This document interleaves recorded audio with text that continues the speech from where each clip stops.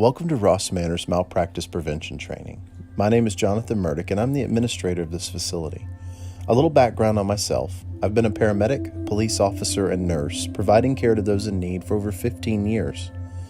During my clinical practice years, I've witnessed a large number of coworkers go through the horrible experience of malpractice lawsuits. Thankfully, I've never been one of them. The aim of this training is to briefly explain what malpractice is, who is at risk, and how you can drastically lower the likelihood of experiencing a lawsuit. Let's begin today's training by defining what malpractice is. Medical malpractice occurs when a healthcare professional or a provider neglects to provide appropriate treatment, omits to take an appropriate action, or gives substandard treatment that causes harm, injury, or death to a patient. Some of you might have glazed over when we started talking about definitions, so let's break this down simply. If you fail to provide the standard care a patient would normally receive, and that causes injury, you've committed malpractice. That sounds pretty scary, but that's because it is. Every year, lawsuits are filed because staff deviated from policies and standards of care. So let's talk about who can be at risk. In this facility, our physicians, therapists, nurses, and all licensed staff are at risk. Look around the room. That's every single one of you. Did that get your attention? Good. Now that I've got your attention, let's focus on our areas of risk. Every day, patient treatment areas are exposed to the risk of malpractice.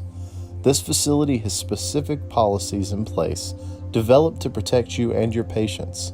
This training is designed to educate you about the risks. So let's take a moment to point you in the direction of our highest risk categories. Patient falls, medication errors, failure to notify physicians, and elopement are some of the most frequently damaging events patients experience while in our field of care. Some of our policies may feel restrictive or tedious, especially the double and triple checks while administering medication. However, you are safest when following these policies. Along with policy compliance, several other factors have been shown to help reduce the risk of malpractice. Communication with the patient is paramount. We're tasked with caring for our patients, and this includes their emotional and social needs. Developing relationships with our patients and keeping them informed is one of the largest components in helping them avoid feeling isolated or uncared for. The second area of focus is informed consent. Anytime we're going to perform a procedure, make sure your patient knows exactly what is going on. This means explain the risks, the benefits, and ensure they have the capacity to make an informed decision about the procedure.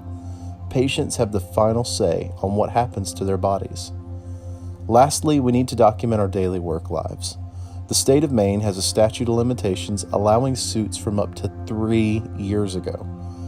While many of you think you'd remember the details of patient care 3 years ago, I promise you won't. So what do you need to do? You need to chart. And what's that? Yeah, you guessed it. Chart some more. Areas you need to focus on are procedures provided, medications administered, and all communication with the patient or physician. If you notify a provider, make sure to note the issue, the date and time, and provider's instructions carefully. Remember, if you didn't chart it, it didn't happen. Chart the work you do. John Rockefeller Jr. said the secret of success is to do common things uncommonly well. This statement is extremely profound.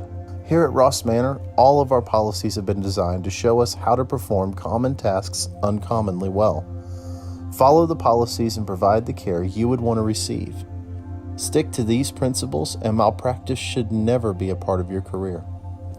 Thank you so much for your attention, and remember that my door is always open. If you have questions or concerns, please don't hesitate to ask.